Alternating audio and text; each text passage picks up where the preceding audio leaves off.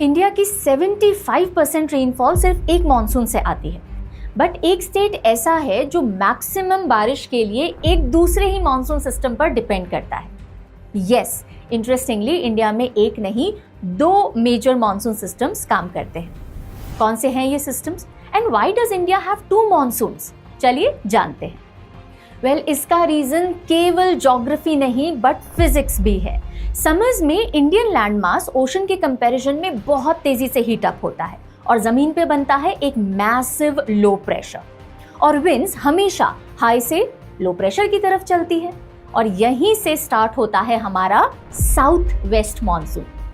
जून के आसपास ये केरला कोस्ट से इंडिया में एंटर करता है और सितंबर आते आते इंडिया के मेजर हिस्से को रेनफॉल देता है। लेकिन सितंबर के बाद कहानी हो जाती है रिवर्स। विंटर के पास आते ही लैंड जल्दी कूल डाउन होता है, क्रिएटिंग हाई प्रेशर। अब विंड्स जमीन से समुद्र की तरफ वापस लौटती हैं और इसे ही हम कहते हैं रिट्रीटिंग या नॉर्थ ईस्ट मॉनसून।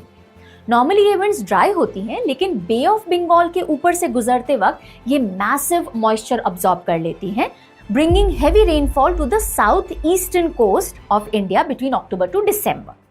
तो अब आप समझ गए होंगे कि इंडिया में मॉनसून सिर्फ बारिश की कहानी नहीं है, but it's a story of changing pressure systems. तो चलिए, अब एक क्वेश्चन आपके लिए।